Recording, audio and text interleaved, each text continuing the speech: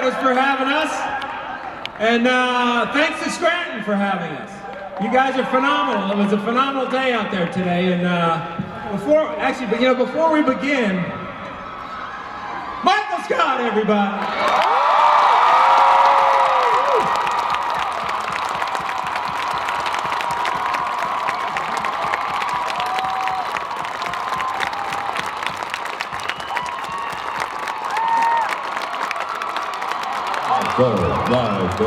Michael.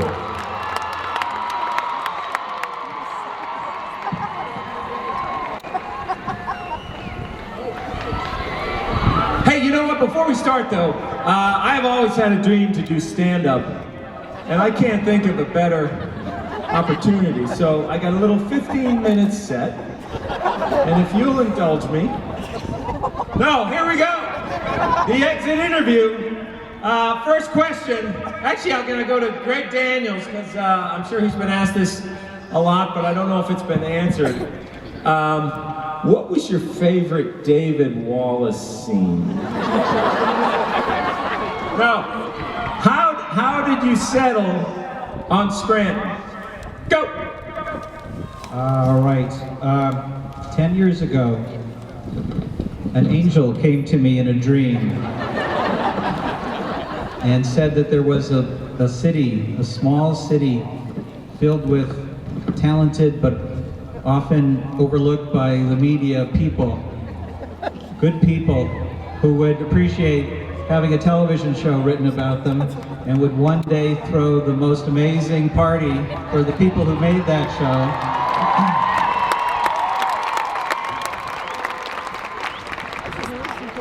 And then the angel whispered Dunder Mifflin, and I woke up. There you have it, folks. We love you, Michael. Welcome to Scranton.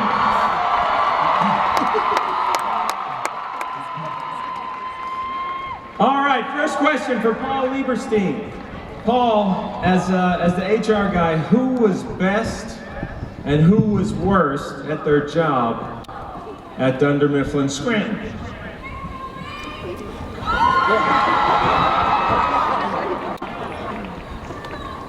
You're the worst! Well, there's a lot of worse. It's searching for a best. I think Toby did a pretty good job. I would say there was a tie with Michael Scott and Dwight Schrute, who both should have been fired so many times for so many reasons. Almost every episode. There was a reason. A good reason.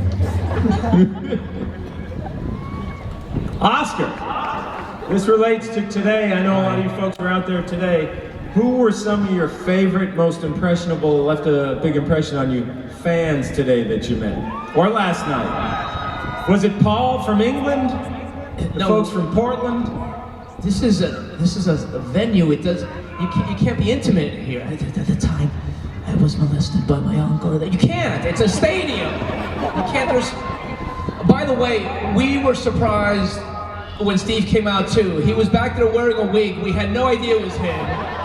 He was acting like he was a worker, like he was a stadium worker, and then he takes off the wig and he comes out, and you know the rest because you were here. What's the question? Okay, so who your favorite part of today? Your favorite family?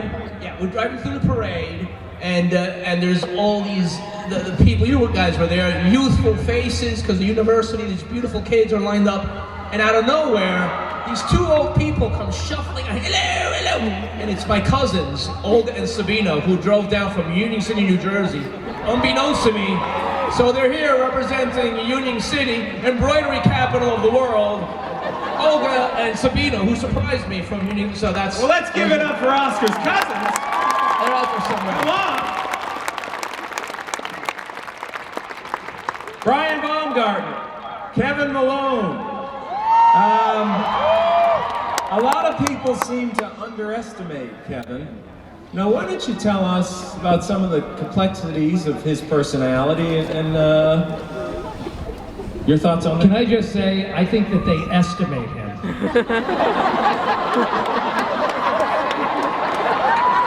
Very nice.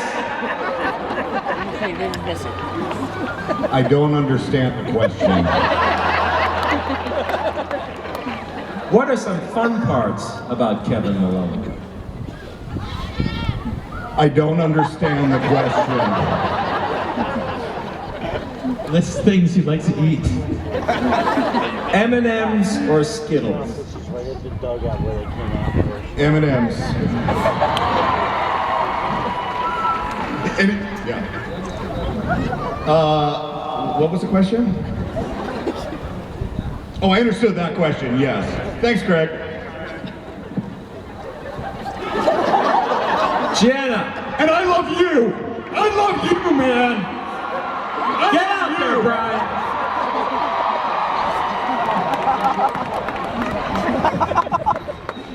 Pam Beasley. Pam Beasley. You're supposed to make it louder on the third one. There's the crescendo. Pam Beasley.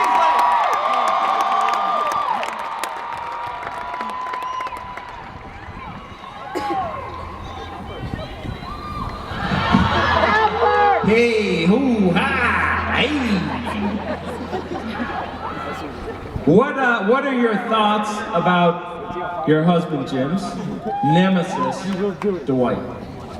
Good thoughts, bad thoughts? Well, Pam loves Dwight. Secretly, not in that way,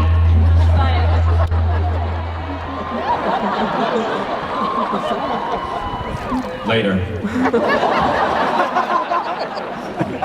you know, I think that ultimately Dwight would be a really great person to have at your office because he would be entertaining and committed, enthusiastic, and all of those quirks that might maybe irritate you at first would eventually be beloved, which is the journey that Pam took with Dwight.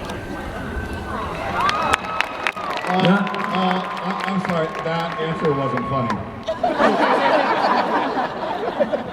Now, a separate question, your real life husband, Lee, what are some qualities that Jim has that Lee could learn from? You know, what are some that Jim has that you prefer over your real life husband? Is he funnier? Be careful, Jim. Is he a better cook?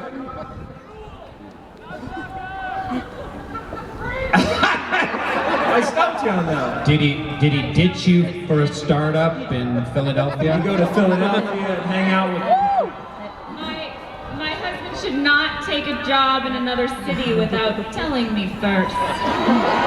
So hear that, Lee.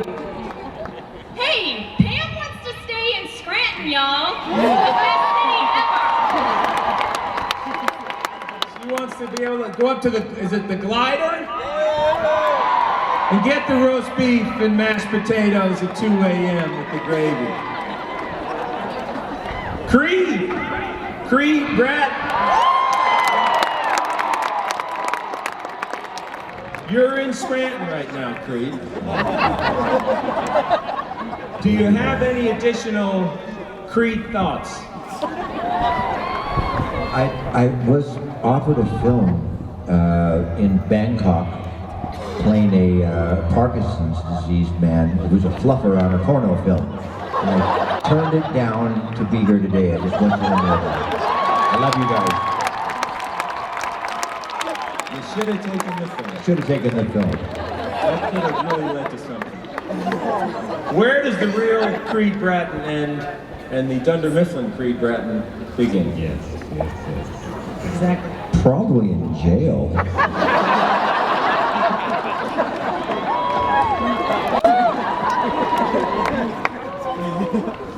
All right, Ellie Kemper.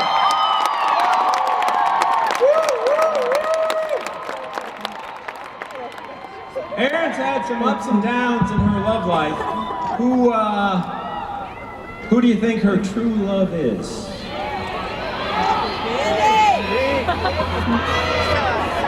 Me? Hey, can you hear us?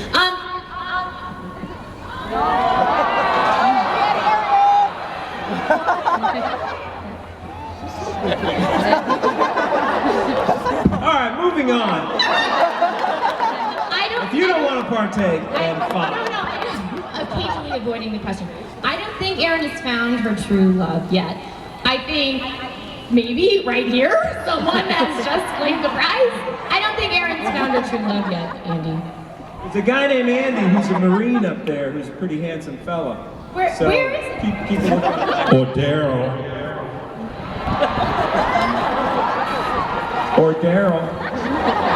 Speaking of which, being on The Office, Daryl, has that made it easier to meet the ladies?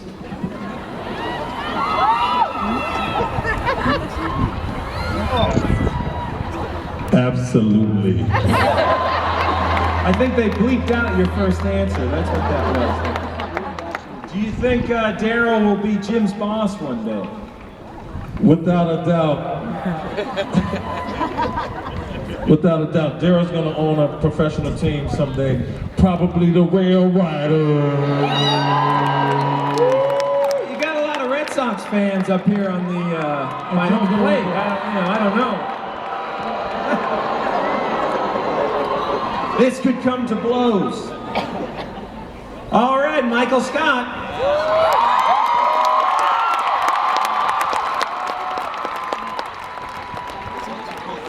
What's going on with you and Holly?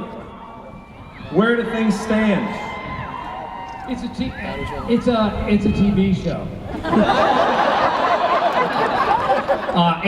Amy Ryan lives in New York.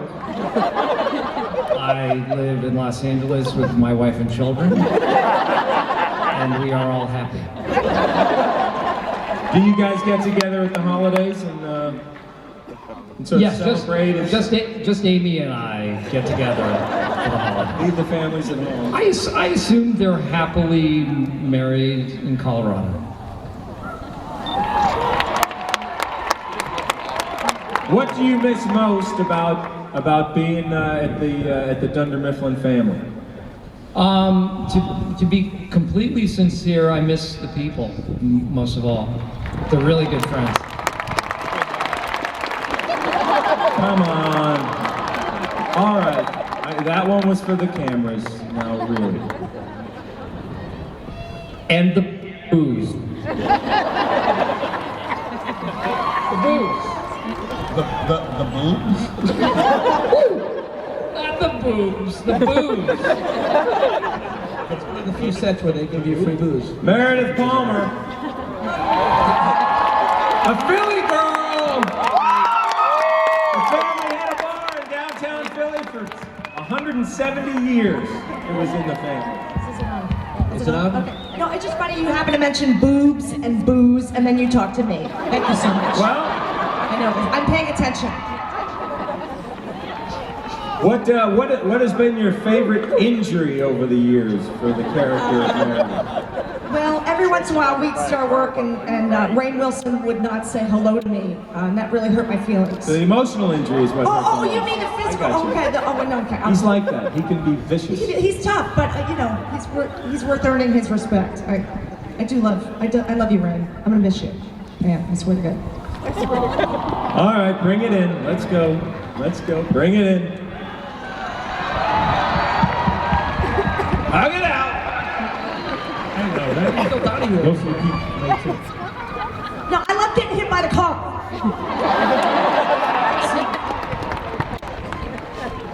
Rainn Wilson, everybody.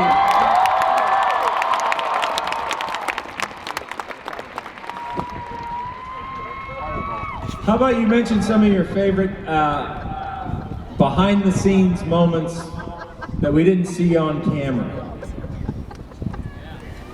And we can circle back to that one if you want to mull that one.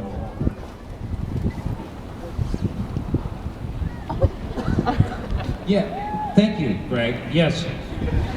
Frankly, I'm a little pissed off. And I want to air some grievances. Because Claire's the editor. Come out here, Claire. She's the director of the show. She's the editor. Editor and director What happened to the Dothraki talking head? Why did it not even, Greg didn't even see it. I did a talking head in Dothraki. Remember the episode with me and Erin teaching her Dothraki? I had my shirt off and I did an entire talking head in Dothraki with subtitles. And I was like, oh my, this is a comedy home run. And Greg didn't even see it. It didn't even make the episode. What happened with that? I think this is every editor's worst nightmare. There's anything worse than being confronted in front of thousands of people about an edit. But you've got to think about these decisions.